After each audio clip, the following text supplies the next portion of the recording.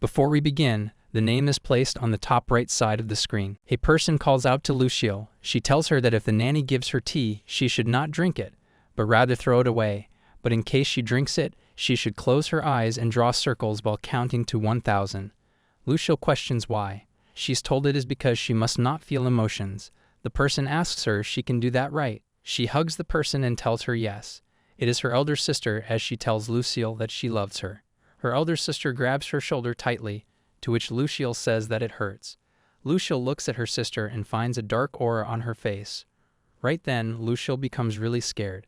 She gets a memory of people telling her to die. She's tied in front of hundreds of people. A person tells her that everyone is calling her a fraud who created fake jewels. She grabs her sword as he tells her that in fact, it was thanks to her that the Belstein family fell, and the empire fell into her hands. Just because of the jewels that she made, everyone starts throwing stones at her, telling her that she's a fraud who created stones instead of jewels, and that she should die. One of the stones hits her, causing her to bleed. She ponders to herself that this is what she gets for sacrificing her entire life. She remembers her kind and pitiful. She thinks to herself that this struggle is too much, and she does not think that she can endure it anymore. When she was young, a man told her that her sister has died. He heard that she threw herself into the lake. She questioned the man if her sister was really dead. He confirmed it and said indeed she has more beautiful jewels than her sister. So now it is her turn. He smirked evilly and told her she is going to be his very own jewel servant, Crystal Fairy. A Crystal Fairy is a fairy race who appear in the founding myth of the Empire. With beautiful jewel eyes and a mysterious ability to create jewels from emotions, she was the last remaining Crystal Fairy in this world. Starting with Count Orbia, the man was very excited as he said he is rich now.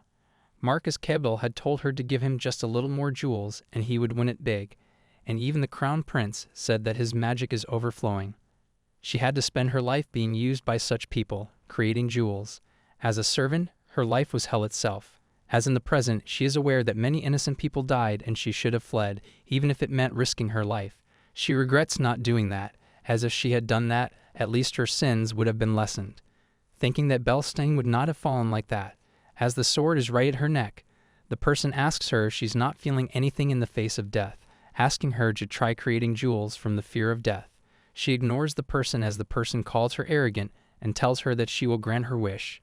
Everyone asks to kill her. She knows that she only wanted to live happily with her sister. She just wanted to meet someone and live a normal life. To have lived a life as a sinner in this world. She could not keep the promise of not feeling emotions. The person draws her sword as she falls onto the ground. She's a bit happy thinking that she can finally go and meet her sister. The person seems annoyed, questioning if she was really that useful. At that time, a man appears. He seems to be a noble. He says Reynold. He bites his finger, causing a magic to appear by his blood. The woman seems to be shocked. He appears before her and calls out to Reynold. He mentions that he has come to avenge his family. As the woman turns questioning when did he get here, he suddenly grabs her neck, putting her against the magic wall that he created. She struggles to breathe and starts coughing. She drops the magic sword from her hand. Lucille ponders that she wants to ask for forgiveness for everything. He notices her. She wonders that it may sound like an excuse, but if there is a next life, she'll live for him and she'll remember him. Right then, a jewel is created and a huge amount of light emits from in there. She soon finds herself in a different place. She questions what is this and wonders did not she die. She looks at herself in the mirror, totally shocked, realizing that she has gone back to when she was a child. She thinks about how she's not aware how much time has passed since she has returned to her childhood. Thinking if this were a dream, she would have woken up by now. She remembers that she was told her sister died 3 days ago, and she needs to accept it, questioning if she's going to keep doing this. Forcing her to drink, she remembers that her sister had told her to no during the tea, but rather throw it away, asking her if she could do that. She is aware that they are probably forcing her to drink that tea to sharpen her nerves so she awaken faster. She knows that her sister was trying to protect her. Also be aware that the jewels are not forming, thinking if she still has not awakened. She notices the mana, thinking the amount of mana within her seems to be similar to what she had as an adult. If that is the case, it might be another chance given by the gods. It could be a chance to start everything anew before the nanny comes back. She needs to escape from there. She looks outside, realizing no one is here.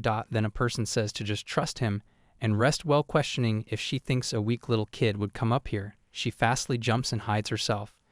His sister tells him that if Lady Velotti finds out, she will scold her, so they should keep quiet about this until Sally comes. She realizes that it is not the nanny. She tries to look at the boy and reads the newspaper secretly. There is information about an auction. She remembers that Marcus Cabell was really upset, that he had lost the painting to an old man from the Belshteen family at the auction. The Belshteen family. It is a family thoroughly shrouded in mystery, a family that even the royal family fears, that if it is the Belshteen family, they could easily suppress a count like Orbia. Realizing that she needs to go to the auction house and meet someone from the Belshteen family, she calls out to Tom. Scaring him, he starts sweating in fear. She tells him to be quiet and listen carefully to what she's about to say. He asks her how did she even get out.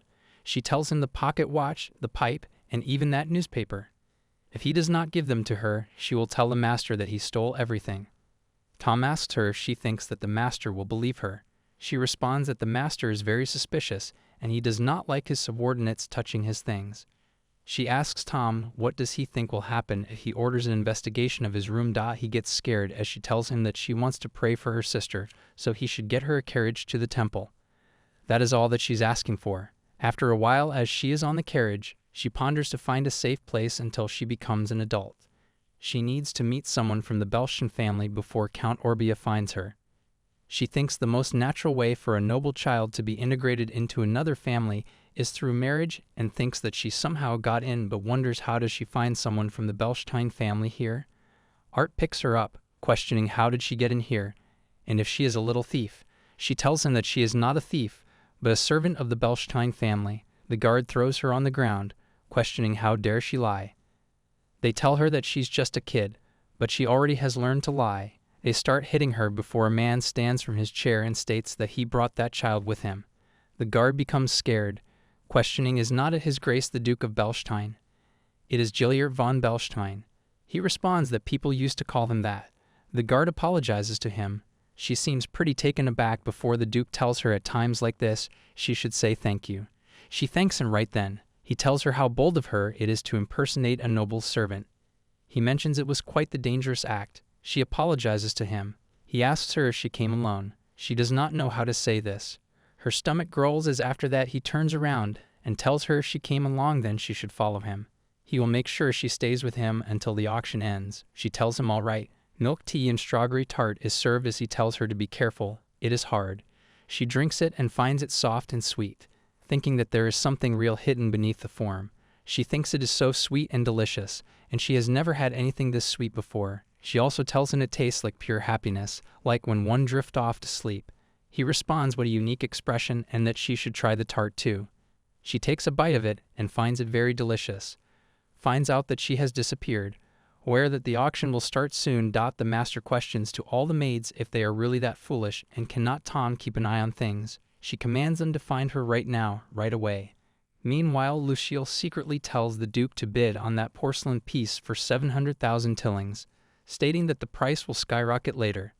And her dreams are accurate, and soon Marcus Cabell will bid 500,000 tilling on that porcelain piece. The same happens, to which the Duke seems satisfied. She tells him that she will make him rich.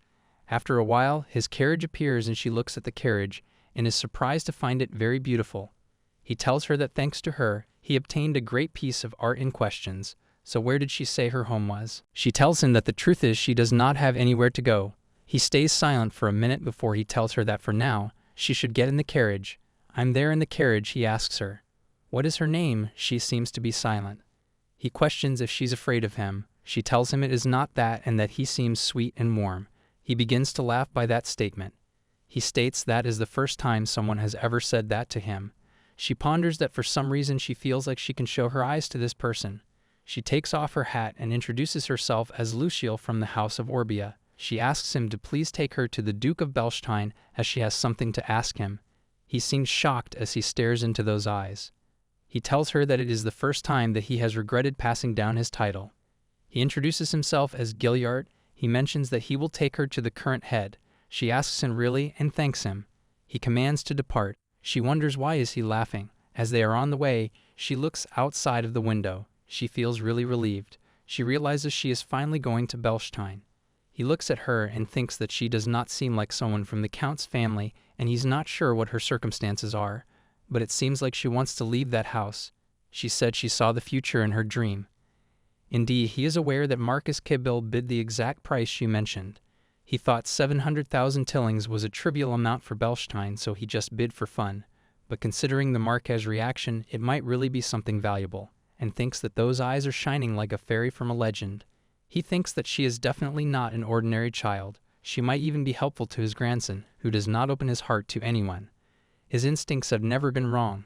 Bringing her along would not be a mistake. As she wakes up from her sleep, she notices a cloth on her, thinking if someone cover her up. She has heard rumors that the Belstein family is ruthlessly cruel, but it does not seem that way to her. Thinking maybe all those rumors are false, she thinks about the military, hoping to have it again. She looks outside and notices that it got dark suddenly. She ponders that the sun sets quickly once they pass the barrier. He asks her if she's scared, telling her to not worry and he's here. She responds yes, Grandfather Duke. He tells her that from now on she can just call him Grandpa. The carriage immediately stops as they are informed that the thorny vines are blocking the path. He responds since it is getting dark there is no helping it and asks her to wait in the carriage. She becomes really scared as he asks her if she feels unwell. He steps outside and takes her with him. She's in his arms as he tells her to not be afraid. There are no monsters. She realizes it is cold Dot and finds that they have already arrived at the Belstein Duchy. The thorny bushes began to move as she tells him that. He is aware that he did not use his magic. He puts her down and tells her it seems that the bushes are clearing a path for her. She questions for her. He asks her if she would like to try approaching them, and that it is okay if she is too scared. She tells him that she'll try and step towards them somehow. They begin to move away. She tells the grandpa that bushes are avoiding her and becomes really happy. He wonders that long ago the lord of this forest was a fairy, and he feels like Lucille, it's just like one. He is welcomed back as the maid notices a child. He mentions that she's a guest who has come to meet the current head. The maid greets her and tells her she is the head maid managing the main state of the Duke of Belstein. She introduces herself as Lucille. The maid asks her to please have a seat in the reception room and wait. The Duke will be down shortly. Right then someone steps in questioning if the father returned safely. He is the master as he questions if she is the child who came to see him. He is Louis Vuitton von Belstein. Grandpa responds yes. This child really wanted to meet the head of the Belstein family, so he brought her. He asks the grandpa if he thinks just anyone can meet the head of the Belstein family. She tells him that it is an honor to meet him and introduces herself, mentioning that although she is an illegitimate child, noble blood flows through her as well. He stares at her as she becomes scared. She tells him she came because she has to tell him something. She realizes that he is scary. He commands the maid to guide her to the study. He notices that the grandpa and her are having a very good time together, stating it is a quite strange sight. The grandpa responds that he will be seeing this often from now on, and asks the master if he's not curious about how he met Lucille. More than that, he's curious about what business his visitor has. She thinks about it before she finds a parfait, noticing that it even has strawberries. She has only seen it, but never eaten it before. The maid asks her, "Is not the portion a bit too much?" Stating that the chef got excited since he was making dessert for the first time in a while, so he made this parfait tower. And for ask same, how about he hears the business over tea as she begins to eat it and thinks it feels like she's eating a handful of snowflakes. The head looks at her and thinks, how can she eat it so enthusiastically? Did she come here after starving all day or something? He realizes that she eats like a rabbit. He smiles and drinks his tea. He questions if they shall get to the point. She gulps. She realizes she was too focused on eating. She has kept a busy person like him waiting for too long. She tells herself that she can do this well. She stands up and tells him that she came to make a proposal to him. She knows that he has a son who is around her age and asks him to please let her marry him so that she can receive protection until she reaches adulthood. He responds that is quite an amusing proposal. The Belstein family are viewed as untouchable villains within the empire. It is unlikely for it to be popular in the marriage market, but it is not an entirely hopeless proposal. She tells him that the deadline is until she becomes an adult. She will divorce him as soon as she comes of age. He decides that they should hear her conditions, asking did not she say it was a deal. He asks her if she has a reasonable proposal to make it worth for him agreeing to it. She responds she will tell him the location of the magic stones. He tells her that their family has a place where they extract magic stones so that information is meaningless to them. And if it is something that is of material value, they don't need anything. As their vault is overflowing. They don't need anything that is only on material level. She wonders that she has nothing to offer them, and what should she do, because if this plan doesn't work before she realizes, the only thing that she can do is talking about the future. She tells him that there will be a massive landslide soon on Mount Lafayette, stating that he must protect the farmland nearby and evacuate the people. He questions what makes her say such a thing. She tells him that she had a dream about the future, and it is raining now, so he should send someone near the mountains to check if there are any strange noises. The grandpa tells him it is best to trust what she says, as even in the dark forest, the thorn bushes opened a path just for her. He asks his dad if that is true. The grandpa responds yes. He commands Team C and D that it is an emergency order and they should go to the area near Mount Lafayette and search for any strange noises. Told that the closer they get to the mountain, the louder they hear a strange sound and they can hear something collapsing near the path adjacent to the mountain. He responds, "Understood." He looks at her, questioning, "Was it a prophetic dream?" He asks, "Sir, what else did she see?" He begins to step towards her before the grandpa tells him that he is scaring her. She mentions that the black wall has collapsed. Both of them ask her what. She mentions that she cannot remember all the details clearly, but she promised that she will make sure that the Bellstein does not fall. Meanwhile, a guy gets the marriage proposal. In the marriage proposal, it is written that it is a marriage contract and a partner has been decided for him. It is the young girl from the Count Orbia family who is as small as a fluffy ball, and he will be meeting her soon, so he should keep that in mind. He mentions that judging by the handwriting and how it bluntly states what needs to be said, it seems that his father sent this. He wonders what kind of nonsense is this? He is the eldest son, Kaiser von Bellstein. He wonders how can he decide on a marriage partner without giving him any prior notice. The maids introduces themselves and greets her. He wonders what is this about a marriage contract anyway, and he's curious as to who this child is. Lucy finds the head of the family staring at her. He tells her that she is far from being a proper noble yet. After some time she is studying as she ponders that the jewels she created contained not only magic, but also the power of elemental magic, and the crown prince, after realizing this, had the mage Erica research the jewels. In the end, they even created a magic sword. For the sake of research, she had to keep creating jewels every time she restored her magic power. In order to live a new life, she needs to make the pointless power within the jewels her own. And the first thing she must do is to learn how to control the magic within her body at will. The boundless power within the jewels. She wants to make it her own. She begins to work this way. Right then, she hears a voice that disturbs her. It is Ellington, His Grace. The Duke introduced them back then and asked her if she remembers. She greets him and tells him yes, she remembers him. She's aware that she must not let him know that she was studying mana, hoping that he did not see anything. He notices the book on the side and states she was studying about Bellstein. She responds that she realized that she did not know much about it, so that's why. He tells her that she's even reading such difficult books and finds it admirable. He mentions that he read it when he first started working here. She questions about the book. It is that this covers the achievements of the first head of the family and the current head. It tells how Lord Gilead left the voice against monsters to victory more than 10 times and how the Black Wall, the pride of the family, was constructed, and the dramatic story of how he seized the Northern Tower of Magic.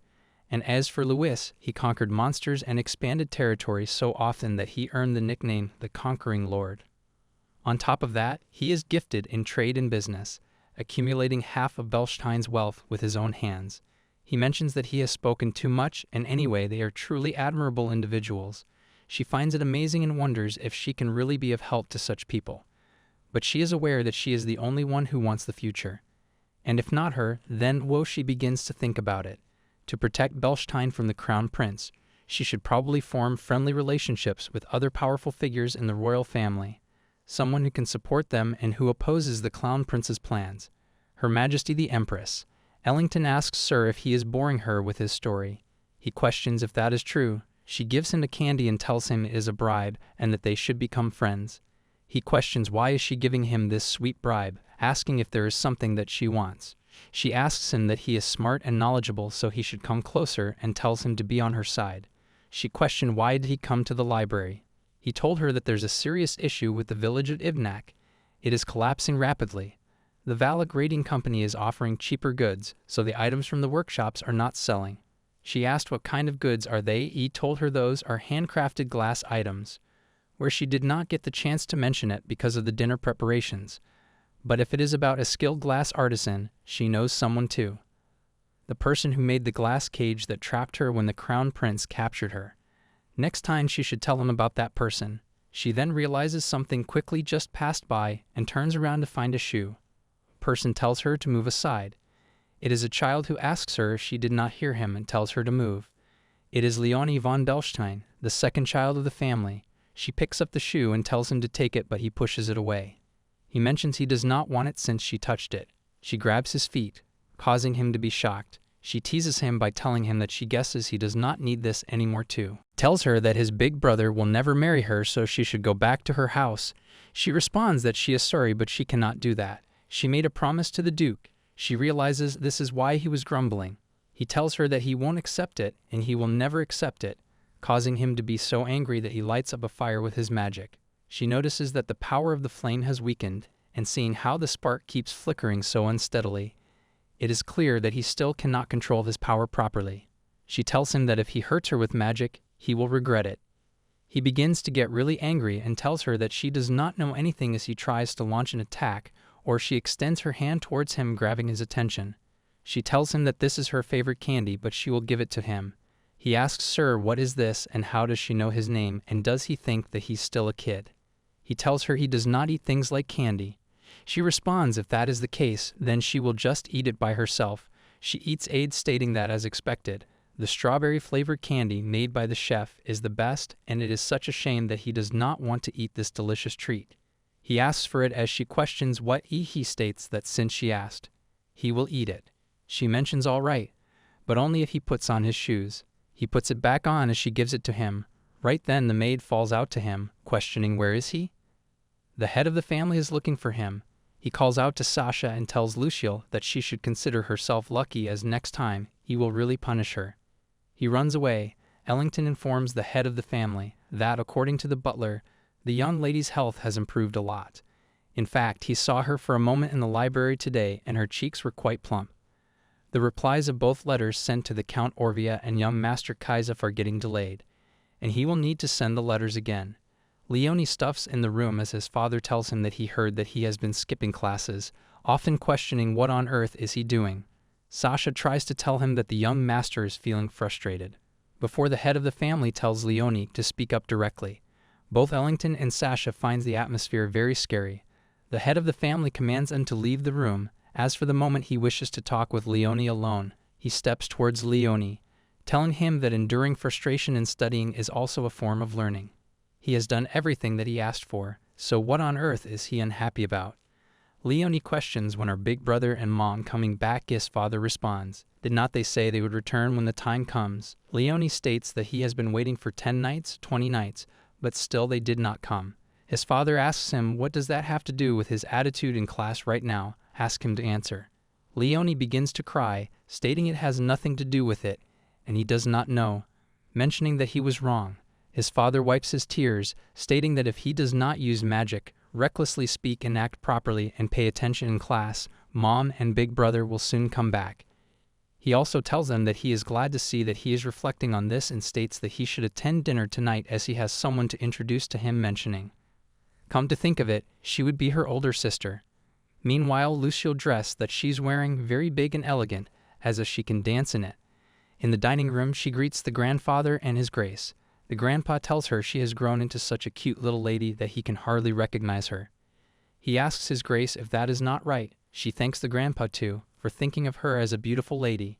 She is told to have a seat.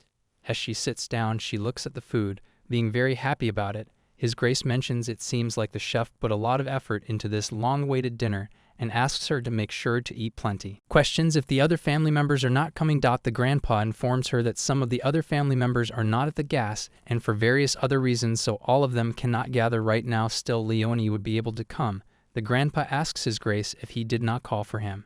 He responds that it seems like he will be a bit late. Leonie steps in. Grandpa tells her to sit next to Lucille. She says hello to him. He does not wish to reply before he looks at his father's face and becomes scared, calling her older sister and tells her to enjoy her meal. She finds the food very delicious. On the other hand, Leonie seems very dull. Grandpa mentions that he thinks the two of them will become good friends, questioning how about having meals together often in the future. she is aware is an opportunity to get close to Leonie, and mentions that she is fine with that. Leonie becomes totally stunned, thinking about what has to come for him. States that seeing how well she eats, he thinks that if they both eat together it might help him with his picky eating. His Grace also states that picky eating is one of those bad habits. And as his grandfather suggested he should have meals with her for a while, he seems very sad as he says all right. She ponders that she heard that later that Leonie will become a villain involved in illegal organizations. She is aware that if she stays close to him, she might be able to help him stay on the right path. Before she thinks of something, she writes a letter to grandfather and to the duo. She gives it to them. She tells him it is a thank you letter to the Duke and grandfather. His Grace tells her, not that he thinks about it. He has something to give her too. He says it's a Florine boutique. She questions a boutique as he says yes. She's aware that she might have to pay back what she has received later, and informs him that she cannot accept it. He asks her if she does not need clothes, but she knows that buying her a boutique is too much. She states it feels far too excessive for her. He questions if she's going to be a member of them, then she should have appropriate decorum. Think that he is not doing this just for her, he is doing it for the reputation. She tells him in that case she will accept it dreadfully. He questions if she knows how to write as she needs to sign the ownership document for the boutique. Yes, she does, even though she is not very skilled, but she can. Grandpa thinks that his Grace has prepared thoroughly, thinking he cannot be outdone and he needs to prepare a great gift. The maid wishes her a good night. She finds the bed very warm and nice, and the food she ate for dinner today was so delicious. She also received a boutique, becoming a member of Belstein. She has also tried handling Mana a little bit, and an important conversation with Ellington. She thinks that tomorrow about glass crafts she needs to finish talking about them. She's pretty sleepy as she falls asleep. A new day begins as the maid wakes her up, telling her to stand to wake up. She wishes Rose good morning. Rose asks her if she has decided to have dinner with Master Leon starting today, mentioning she just happened to have a dress sent from the booty so she can wear it, and she also prepared socks that match the dress. She knows talks are just for her when she was in the basement of the Count Orbius house. She walked barefoot and longed for socks more than a dress. She looks at the socks as Rose asks Sir what is wrong. She just responds that she just likes socks. Both of them find it adorable about her. In the dining table, she did not expect that he would eat it easily, but still she questions if he is still not going to eat. He responds if she thought he would eat just because he is eating with her, then she is mistaken. She responds. Then she guesses she's the only one who is going to grow tall. He asks Sir, what does she mean? She tells him that since he's a picky eater and do not eat well, he will not grow tall, but she eats a variety of foods a lot so she would go as tall as the Duke. He imagines that he'll stay the same and only she'll grow taller. Finding that a nonsense, he tells himself that he can eat it too. He will grow tall too.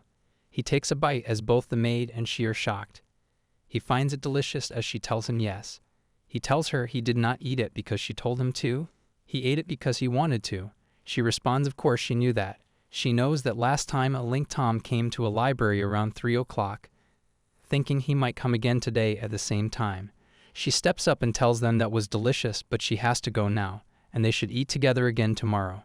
The maid wishes her goodbye. She runs towards the library and finds Ellington. He tells her that she did not have to run. She responds that she just wanted to quickly tell him about the solution to the problem of Ebnak village.